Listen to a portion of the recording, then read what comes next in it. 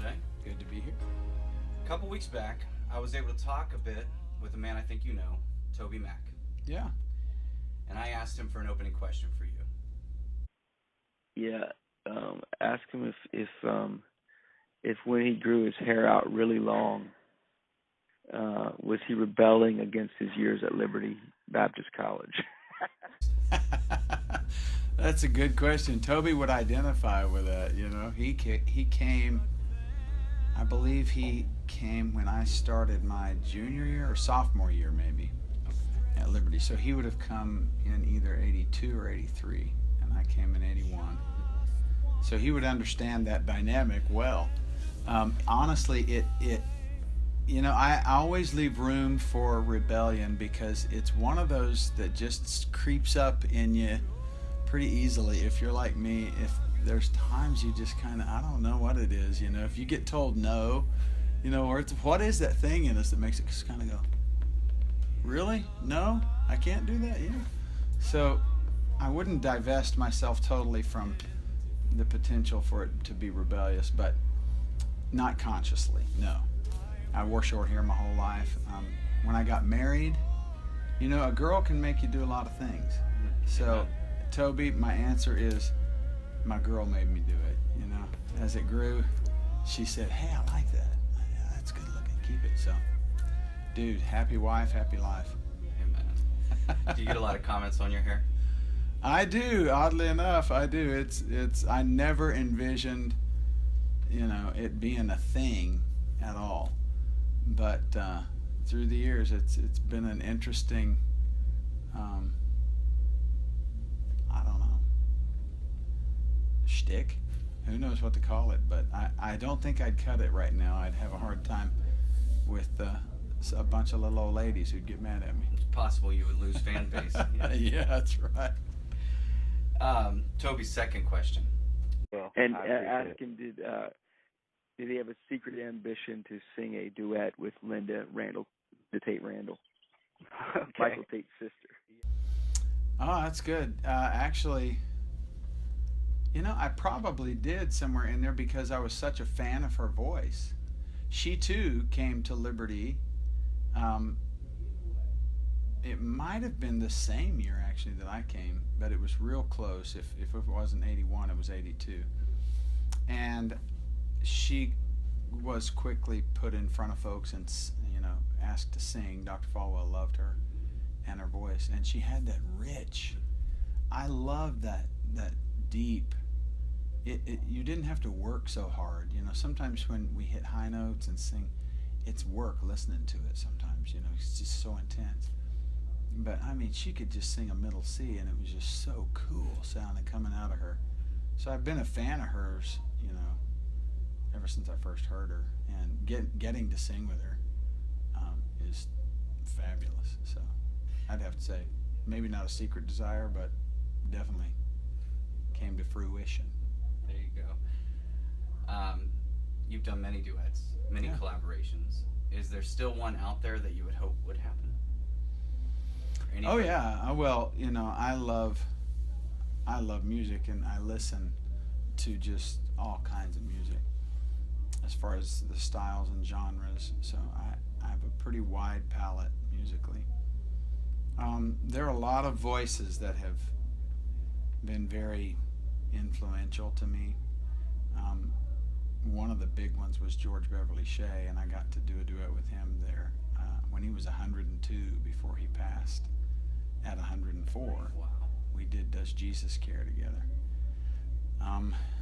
Amy Grant and Vince Gill sang on Christmas record with me. That was a big highlight.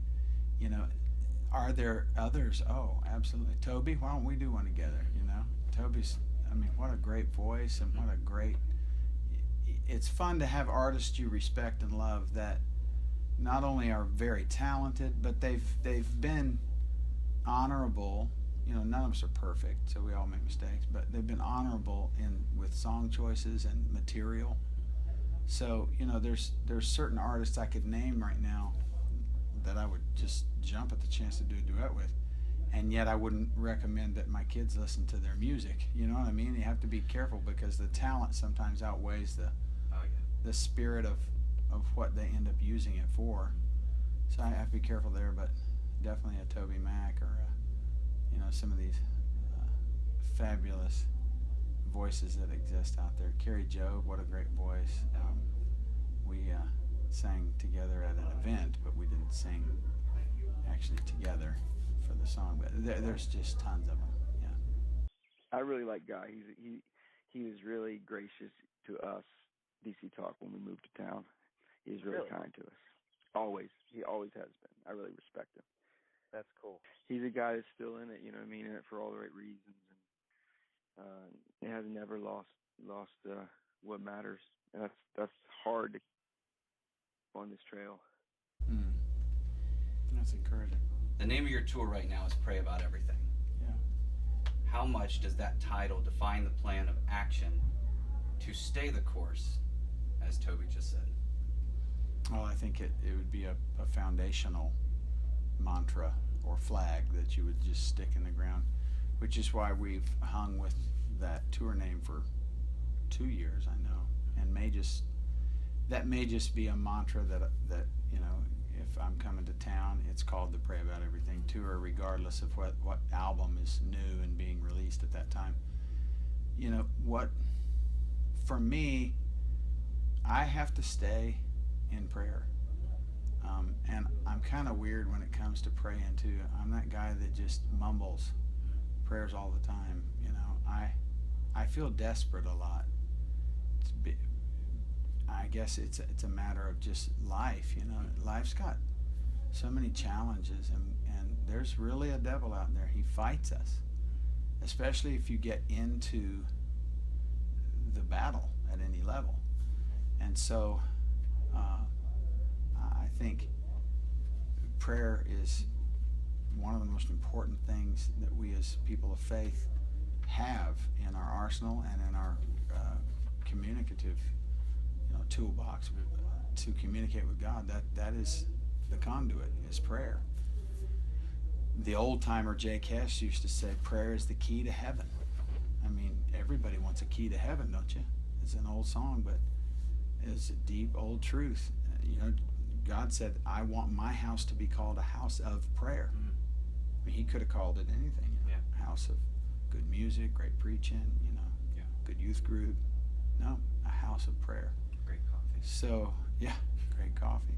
Coffee and prayer kind of go together a lot of times. Yes. But, I would say it's a foundational issue. And so we covet everyone's prayer as you think about what we do. I'm sure Toby does as well.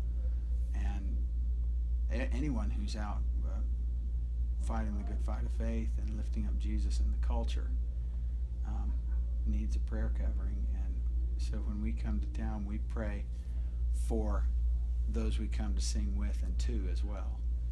And what better terminology than pray about everything? Is prayer a part of your process for what songs you sing on tour as well as your albums? Oh, absolutely, yeah. And then we trust the Spirit in us to lead and to guide those choices. And then, divine intervention along the way, which I count as it can happen within prayer as well. Divine intervention can, or it can be external. So, there have been times we agreed on a song and committed it to prayer, that not it being just a hocus pocus thing, but the Bible says, acknowledge me in all your ways and I will direct your path. Acknowledge is not a real deep term. It's not like labor in prayer for hours with me. It's just acknowledge. Sure. Someone walks in the room and you go, hey, that's acknowledging. So you acknowledge him in your ways and then he will direct your path. So we pick a song, we say, okay, this one's going to work. God, if it isn't meant to work, then you worry about that. And we keep going. And then we've had this song disappear from the table then, and be retracted, or say, someone else comes along and say, someone else cut this song already, or whatever the case may be. So he can orchestrate all that stuff all the time, but we definitely give it to him in prayer. Yeah. God is good. You have a new album out. Tell me about it. You know, classics is what we called it.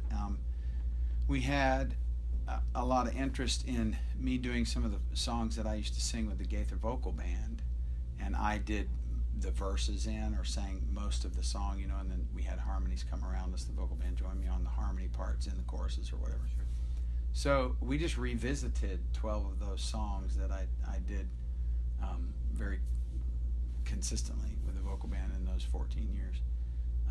And I just kind of put my solo thing on them, you know, and brought the guys in that helped me make these solo records and put it out. So it's got some of the things that I loved the most to sing with the vocal band. Singing with the Saints, Loving God, Knowing You'll Be There, I'm Forgiven, Alpha and Omega. You know, the old rugged cross made the difference. Then Came the Morning, songs like that. So it's doing real well, and it seems as though it's, you know, I sometimes wonder about doing songs that I've done so much you can do in your sleep, you know. So you wonder, is it fresh? I mean, are people really liking that? And then I think about when I go to a concert, and if the artist doesn't do the song that I was digging at the point I started digging that artist, Yeah. I get bummed. You know, if it's all their new music, you're like, okay, well, that's great, but you know, where's, you know, that James Taylor classic that you've always heard, you know, or one artist I used to love to hear sing this song. It's kind of a sad song actually, but Michael Johnson used to sing a song called Bluer Than Blue, Sadder Than Sad. You're the only life this empty room has ever had. And when we went and heard him the first time, he didn't sing it, and I was like, dude, why didn't you sing Bluer Than Blue? You know, so I have to remind myself, you know, a lot of folks came to hear me in that setting, and that's the songs they want to hear. So Yeah. we put it out there. Is there a classic that always hits you or hit you fresh on the recording of this album? Well, that's a good question. Actually, the one that jumps at me that really was strong, and it's just the way it's arranged, really, and just delivering it again, was Alpha and Omega. It's just a wonderful song, and the depth of it is it's just big, you know, the ideas are. And then a simple little one that's called Build an Ark. It seemed to have struck, you know, at a good time, just the atmosphere around us, you know, the air, the atmosphere we find ourselves in as a country. The first verse is great. I'm tired of all the villains, tired of all the killings, tired of the men who make the laws and break them anytime they please. I'm tired of all the bad guys. Where are all the good guys? Sometimes I feel like Noah did when the Lord commanded, build an ark, head for the open water. You know. Yeah. So that one comes out with some new energy right now. Very cool. Last question on the album. What's your goal with an album like that? I know it's bringing out classic music, but maybe not just with an album like that, but what's your goal in putting out music? What's your calling, Guy Penrod? Well, to lift up Jesus, I believe, is the key, because we're told in the Word, if I be lifted up, Jesus speaking, I will draw all men unto me. Mm-hmm. So we know Jesus is the answer for the world today, you know. So, and he's the answer for everyone sucking air. Yeah. Red and yellow, black and white, they are precious in his sight, all of them. Okay, so if that's the case, and we know that he is coming back, and like my friend Mark Lowry puts it, morbid subject, but a humorous way to put it, statistics show 1 out of 1 dies. So with all of those realities that exist, you kind of have to boil it down with the short time we have. Life is a vapor, here for a little while and vanishes away, according to James. And do the most important thing. And I think lifting up Jesus, because he's the answer, he can truly fix anything. And we are indeed in need of fixing. Either we're dead men walking, and we need Jesus to make us alive in the first place, or we've already come to Christ and now we need him. Like I was asked one time, do you need religion for a crutch to get through life? And my answer is emphatically no. I need him 24 hours a day, 7 days a week for total and complete life support. I don't just need a crutch. I need him all the time. So any way you slice it, lifting up Jesus is the point. So we try to do that, and we try to deliver, the word that God would have us bring to that bunch. And it's been real consistently hope and love, and Jesus did the work. Rest in him and press into him. He's not out to get you. He's out to save you. So that reality, along with making sure we put the gospel out there pretty straight. In the end, every knee will bow, every tongue. And in the Greek, every means every. That's great. And not only do you guys try to do it, but you do it well. And so we encourage everybody out there to go and check out Guy's new album, Classics, and see him live on the Pray About Everything tour. Guy, thanks for meeting with us today. Thank you. It's my pleasure. Thanks for all of y'all's hard work. You make it a lot easier to do what we do because we can interface with y'all and connect to get people out for a good night. Well, we appreciate you. Bless. Thank you, buddy.